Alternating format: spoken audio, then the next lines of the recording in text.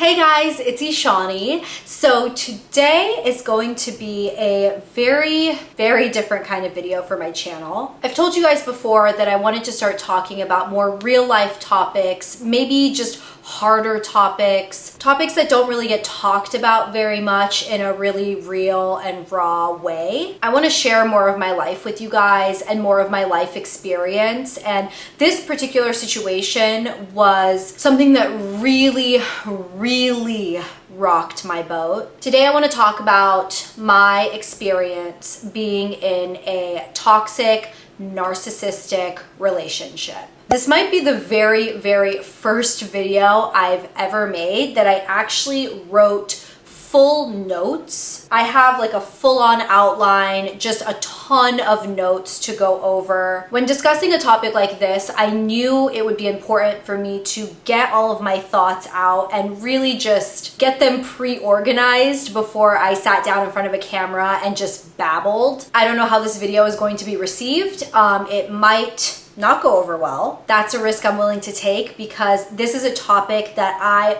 very strongly believe needs to be talked about more. There needs to be more light shed on this topic. I want to warn you guys ahead of time that this video might be triggering to some people. We're going to be talking about a lot of really intense and not really the happiest of topics. We're going to be talking about mental health, depression, somewhat suicidal thoughts. So if anything like that affects you, or if those are topics you just don't want to hear about either from me or just in general, then please skip over this video. Toxic people, toxic relationships, that is something that I have seen so many people in my real life go through. It's just such a common occurrence. However, the interesting thing is that nobody really feels comfortable sharing their full experience and their detailed experience with it. A lot of times you feel more comfortable sharing details with someone else that you know has gone through something similar. But if you know that the other person probably hasn't gone through a similar thing,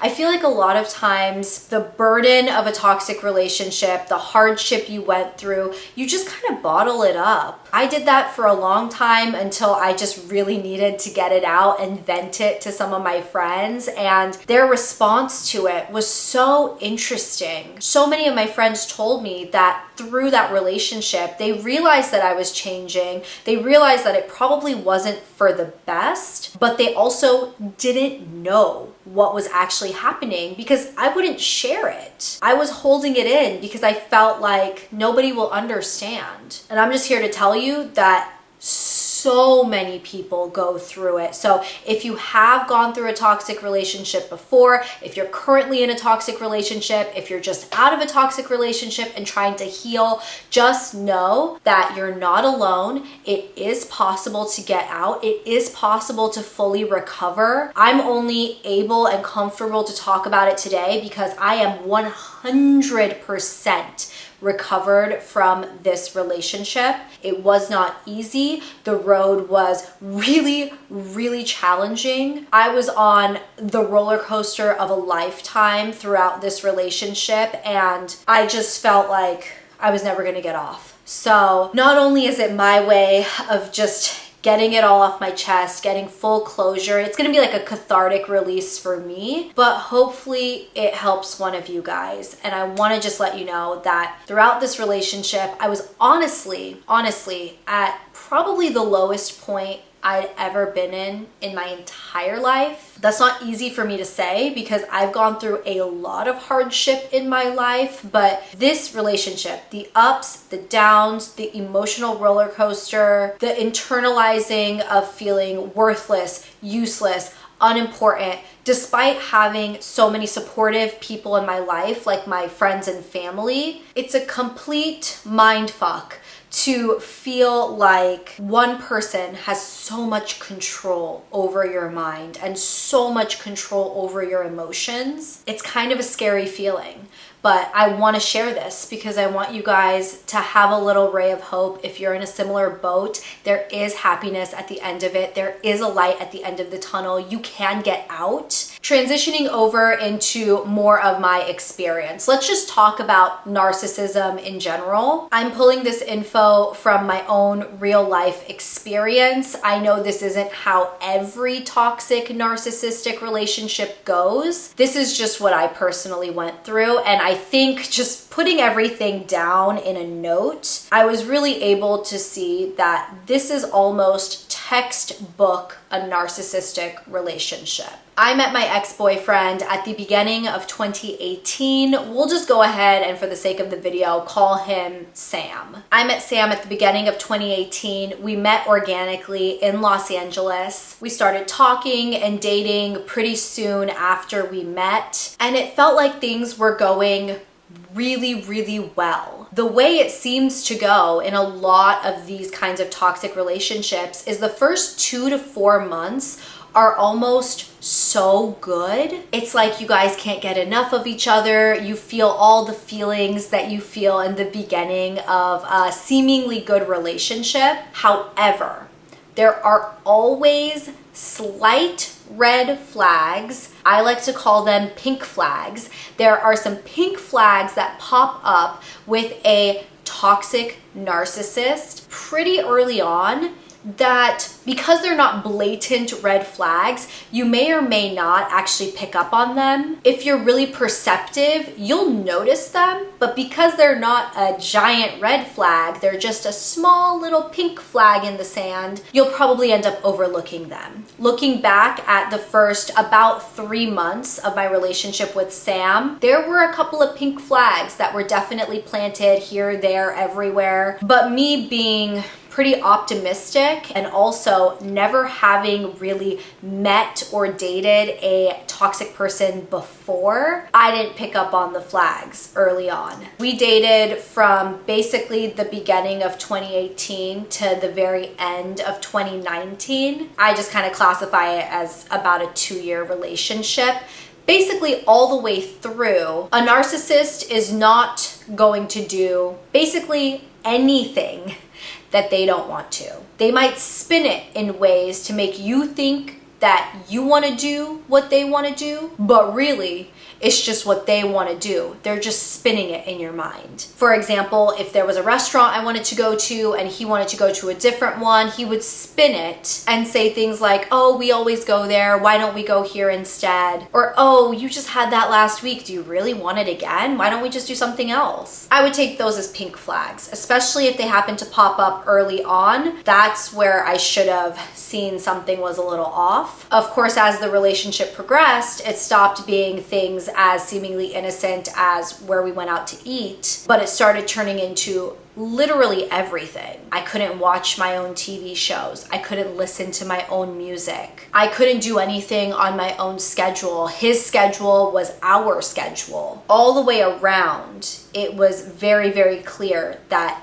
anything he wanted to do was what we were going to do. Zero compromise. Absolutely zero, especially as the relationship progressed. It got worse and worse and worse. Because the onset of this starts so slow and so innocently, you almost don't realize how quickly it's progressing until you're already so wrapped up into this relationship. You already have emotions invested into it. At that point, it's just so hard to get out. And I think I want to just throw this point in right here because I know the number one question I have gotten asked when I share this to people, and I know a lot of other people going through something similar get asked, is why didn't you just leave? Why didn't you just leave this person the second you realized they were a bad person? When emotions are involved and when someone has their hooks in you in a way that you have never been hooked before, it's almost impossible for you to leave on your own will. Unless something huge happens, something major happens, or unless they leave you,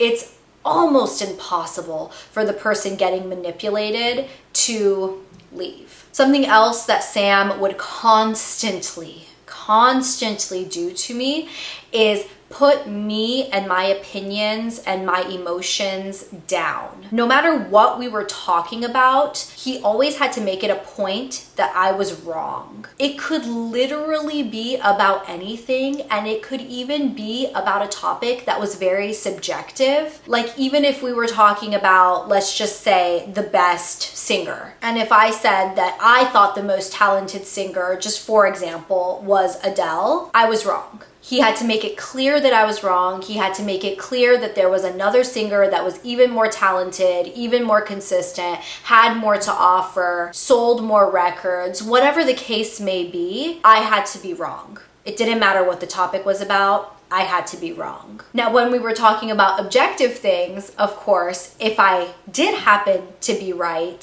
I was still somehow wrong. More often than not, his excuse would be that I just made it up and I just so happened to be right, that it was just a good guess, that I really didn't know what I was talking about. And I knew it was particularly bad when he would try to put me down and tell me I was wrong about things that I know in my heart I am right about. We're talking topics like makeup, like YouTube, like running a business, all things that I do for a living. I've done this for over a decade now, and somehow he knew which lipstick formulas were best, and I was wrong. This transitioned over into not just my opinions and things I would say, but also things I would do. If we were driving somewhere and I just so happened to be behind the wheel and someone cut me off, I was still in the wrong every single time. I should have been driving faster. I should have been driving slower. I should have been in a different lane. It was completely my fault. No matter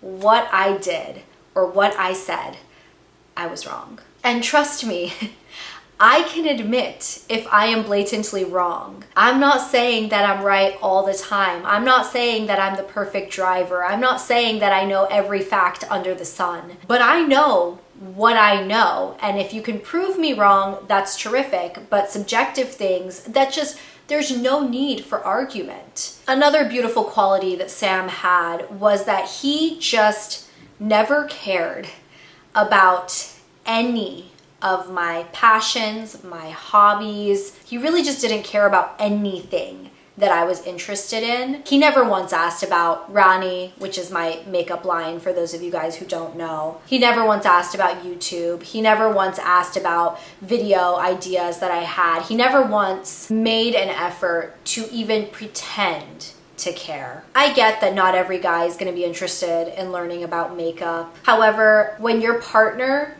literally goes out of their way to not ask or not care, or even if I would bring up the topic, he would purposefully tune me out, that really, really hurts. It's really a bad feeling. He never appreciated anything I ever did for him. I guess that's kind of implied, but I would cook him dinner multiple times a week. I would do his laundry. I would literally stitch up the hem on his pants for him. I would sew up little holes he had in his shirt. I would do all the dishes. I was literally playing wifey. Not a single thank you. Not a single act of appreciation. All I wanted was a thank you. What I definitely didn't want was for him to then complain that he was putting in all the effort. So not only did I not get a thank you for the meal that I worked hours on, but I also got a lecture that night that he was putting in so much effort and I was doing nothing, as he was literally eating the meal that I cooked for him.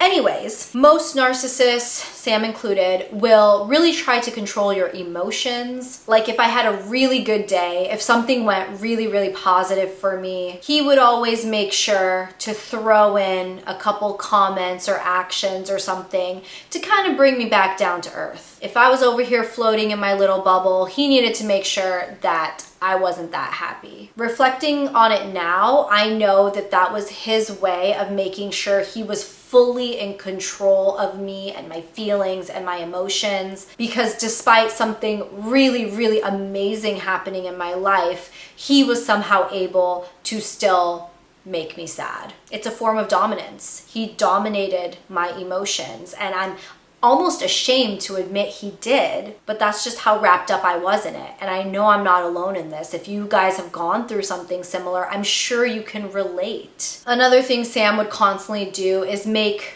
little inconveniences seem like the biggest deal. It would particularly be with things that I would inconvenience him on. For example, if there was a new makeup release at Sephora and we were about to head to a restaurant and I said, hey, do you mind if I quickly pop into Sephora to grab the new palette so I can test it out and do a review on my channel? Hence, my job, my literal job. That was an inconvenience to him. He would roll his eyes, he would complain, he would just be in the worst mood because now Eshani had to take 10 minutes out of his schedule to do something for herself. The next two things I want to talk about, I know happen a lot in toxic relationships, and that is isolation and gaslighting. Let's talk about isolation.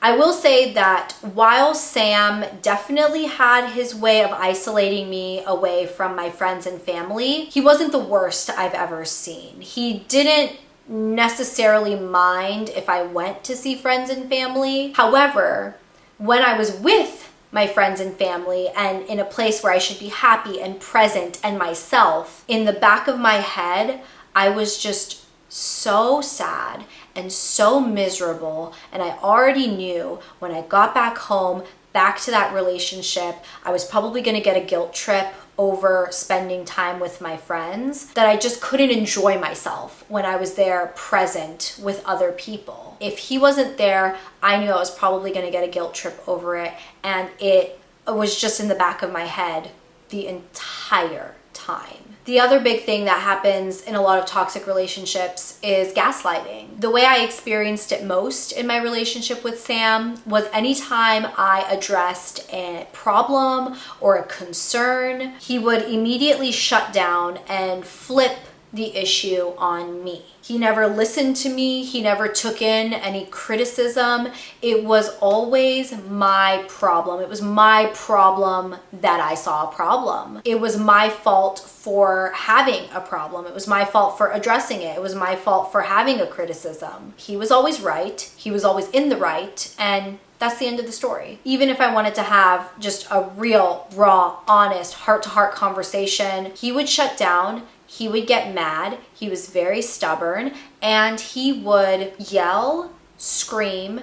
He never physically hurt me. I'll say that here and now. There was no physical abuse, but the amount of emotional abuse, the amount of names I was called, the amount that I was put down in this relationship, I've never experienced anything like it before. I've never in my entire life been spoken to as poorly as I had been spoken to in that relationship. And the fact that other people go through this every single day because they are potentially married to a narcissist. Maybe their parents are narcissists, or their siblings, or their children. The fact that people get spoken to like this, get treated like this, that's why I wanted to make this video. I didn't know how low someone could feel because of another human being. And having gone through it and having recovered from it and having completely moved on past it, I think it's about time I shed some light. So I'm gonna move into the kind of anecdotal portion of this video. I already know this video is gonna be so long, so I can't share every story I've gone through. Like I said, we dated for 2 years. There's a lot of stories in there, but there are 3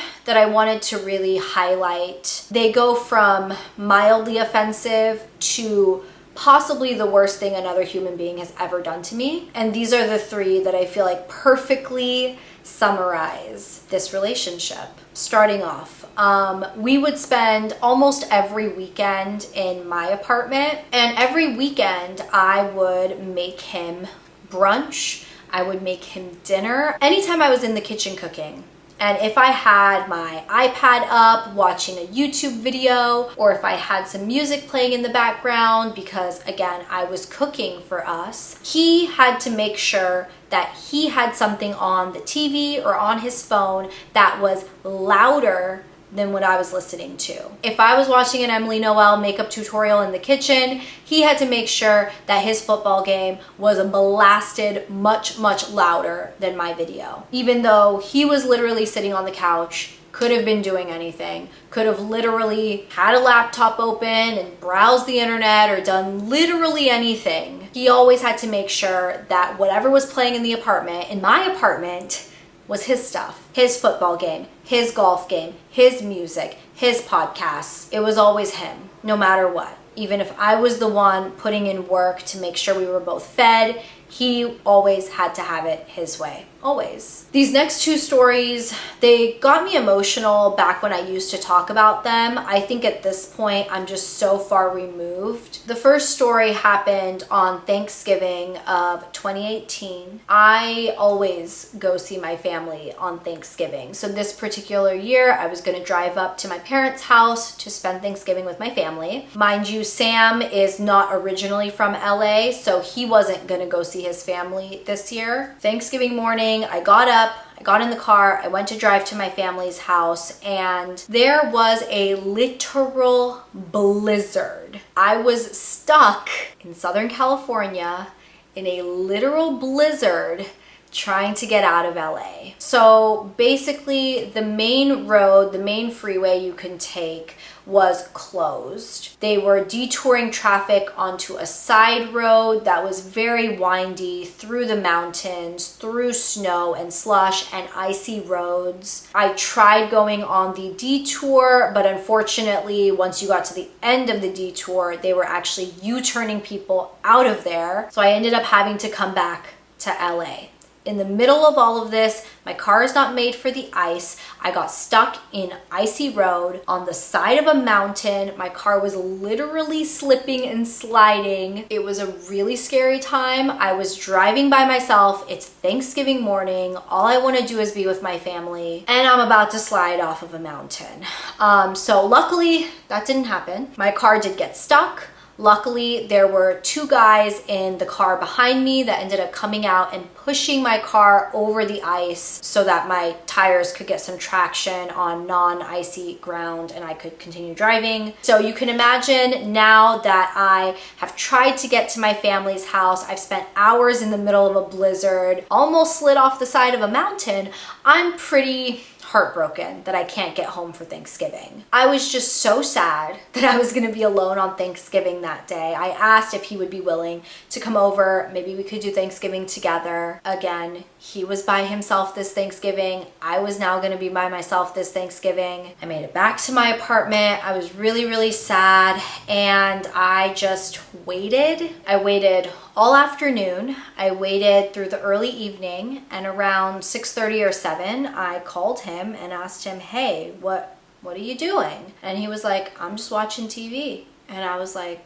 are you gonna come over? Because literally like 8 hours earlier, he had heard how emotional I was. He had heard how sad I wasn't gonna be with my family. He had heard that I almost slid off a cliff. And he just brushed me off and was like, no, I'm not coming over. And I was kind of taken aback because I was like, but you said you would probably come over later today. That way we could like see each other since we're both gonna be alone. And he was like, no, I'm not gonna come over. And yeah, that was that. He was watching TV, and that was that. This next story, I'm gonna throw in a trigger warning right here, because this is maybe the hardest thing I've ever had to say out loud. I've told just a couple of friends in person. Every time I've told the story, I've teared up, because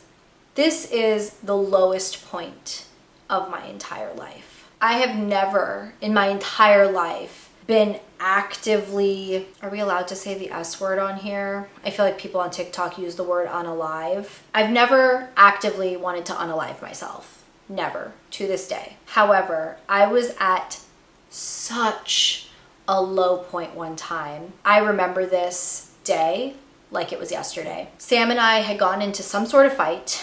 It was a random evening. We were in my car. We argued about something very, very dumb. So dumb to the point that I don't even remember what it was. That was kind of my breaking moment, when I just needed to get something off of my chest. Sam and I had been dating for over a year at that point, and I was so sad, you guys. I remember sitting in my car. I'm in the driver's seat, he's in the passenger seat.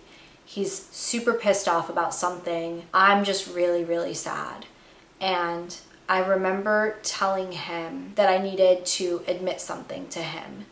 And this was all honest, by the way. I was being very, very genuine. I told him that while I've never in my life, even up to that point, actively wanted to unalive myself, there were a lot of days in the months leading up to that I thought, you know what, if I just don't wake up tomorrow, if something happens to me by accident, I would be okay with that. Sorry, I'm concentrating to make sure the tears don't flow. That was maybe the hardest thing I've ever had to say out loud, because you guys, I was 27 years old. I have so much more life to live. I have friends, I have family, I have you guys as my viewers. I have so many people in my life that would be absolutely heartbroken if something ever happened to me. But the amount of self-worth I had in that moment was in the gutter, that I genuinely felt multiple times that if I just didn't wake up, I would be okay with that. I had basically no will to live. He was the first person I ever told that to. He was the first person I admitted that to. I admitted it through a lot of tears. I was being very genuine. I told him that I would be okay if I just didn't wake up tomorrow. And he rolled his eyes. He rolled his eyes at me. He didn't say anything. He rolled his eyes and left.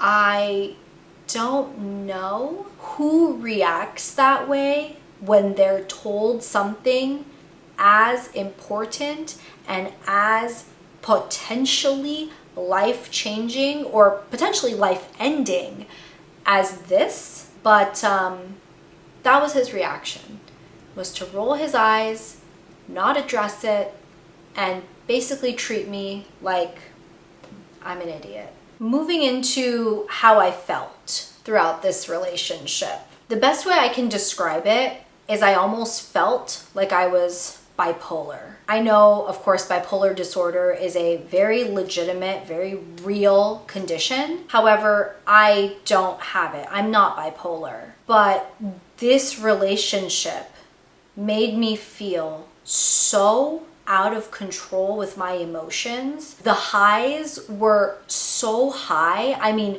there were obviously good times. I'm just sharing with you guys the negative aspect. There were obviously good times. Otherwise, I wouldn't have even gotten into the relationship to begin with.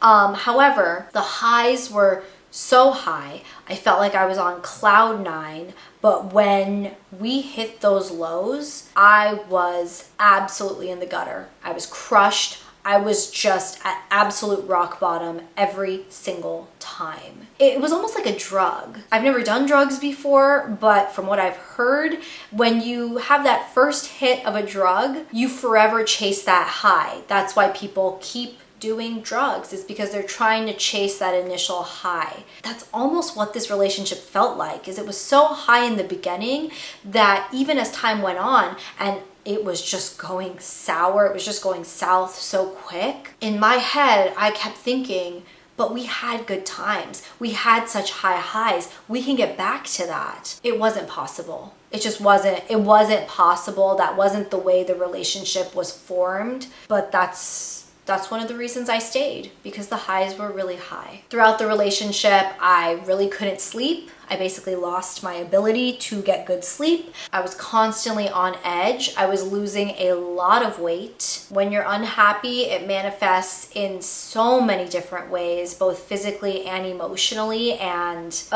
you could see it all the way around. I will tell you guys that I cried more in this relationship than I probably have in my entire life combined. mind. Throughout the relationship, I couldn't focus on myself anymore. That was partly due to him and him not caring about anything I care about, but that was also because I was over here trying to please someone else, trying to make someone else happy, and trying to do that with absolutely no success. It's impossible to make someone happy who chooses not to be happy, someone who doesn't want to be happy. My commitment and my passion to YouTube and makeup and all of that faltered heavily. Obviously, I could have sucked it up and just did it and put on a performative show, but that's not what my channel is. It's not a performance. It's not a show. This is just real, raw, honest. Whether I'm talking about a makeup palette or my real life toxic relationship, you're gonna get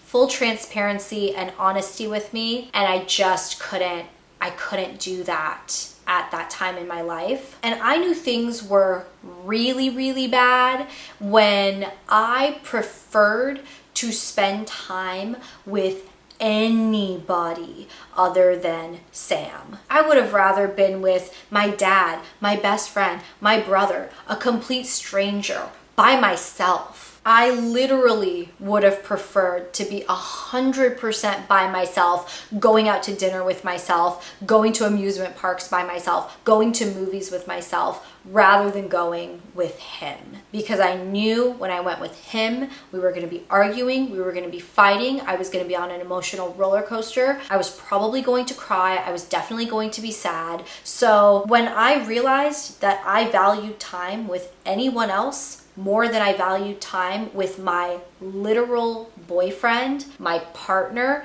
the person that in theory I should be with because I see some bright future with, once that desire was gone to literally spend any time with him, I knew, this is it.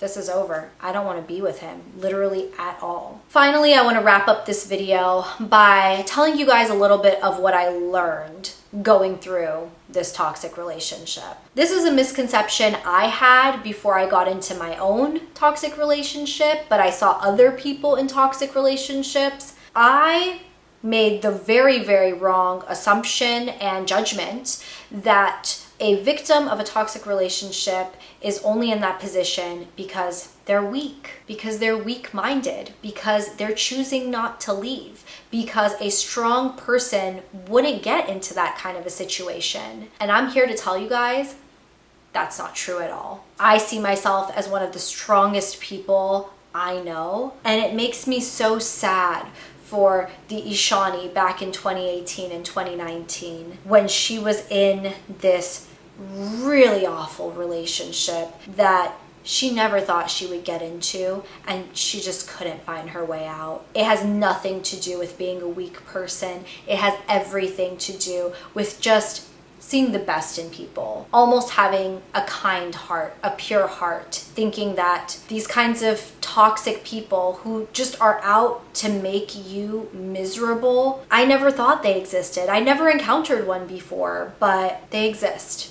They're common, and they can honestly get their hooks into and take advantage of anybody. Another thing that I learned is to not ignore the early red, or like I said, pink flags. If something doesn't sit right with you, especially early on in the relationship, then it's not right. End of story. That is it. If something doesn't sit right, if they say an offhanded comment or ask an offhanded question, or just you have a conversation that is just weird, or you see the way they treat other people or even the way they treat themselves, and if it doesn't sit right with you, that's a red flag. Keep it moving. Keep it moving, you guys, because honestly, there are so many people out there. There are so many good people out there. This toxic narcissist, this awful person that you've encountered, they're not the end all be all for you. I promise you that they are not the end all be all. And that so perfectly goes into the next thing I want to say, which is it's never too late to get out. I was only in my relationship for 2 years. I was very lucky. There was no marriage, no engagement,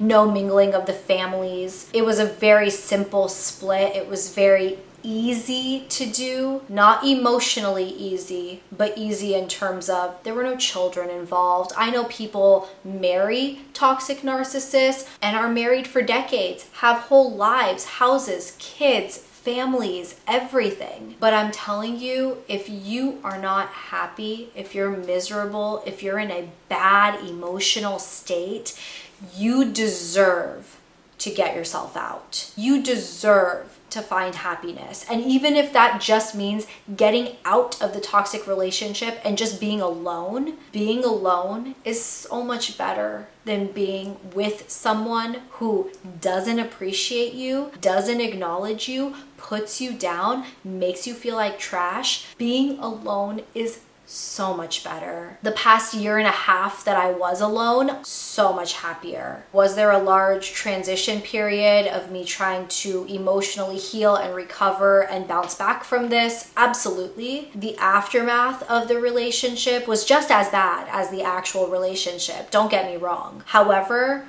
being by myself, being on my own schedule, being able to do things I love, it was so freeing. It's a feeling that I hadn't had in years at that point, and it's a feeling that, oh my gosh, I'm so thankful. I'm so thankful that I was able to get out of it. I feel really comfortable making this video now because I'm fully moved past it. That chapter of my life is officially completely closed. I don't hold resentment towards him. There's no reason for me to hold resentment because me holding on to that negative energy is only gonna eat me up. You know, I know that he doesn't care about me anymore, and I don't think he ever really did. So for me to have any amount of care, again, positive or negative, for him just doesn't make any sense. I don't hate him. I don't resent him. I definitely learned a lot through that relationship. I learned my self-worth. I learned that I'm not going to settle for anything less. And what an amazing place to be. For a few years in that relationship, I didn't think there was any way out. I didn't think that I would ever get here to a place where I'm just so happy and just so moved past that. I will never cross my fingers get in a situation like this again. If I ever see those pink flags popping up in any future relationship I'm in, I'm out, you guys. Because trust me, it's not worth it. The emotional roller coaster sucks, but you're not alone. I know I wasn't alone. That's what inspired this video. That was the journey of my emotionally abusive, toxic, narcissistic relationship. As always, I try to make myself as available to you guys as possible. So if you guys want to chat with me directly, you're welcome to send me an Instagram DM. I try to answer as many comments down below as I possibly can, but Instagram DMs are where you're going to be able to get me much more readily and much more one-on-one. And if you just feel like you need someone to listen to you who's gone through the same or a similar situation, just know that I am here for you. Thank you guys so much for watching this video. Please shoot it a thumbs up if you guys enjoyed it. If you guys want to see more personal videos like this on other topics, let me know what you guys would like to see down below. I appreciate you guys more than you will ever know. Thank you so much for being here, and I will talk to you in my next video very soon. I'll see you then. Bye.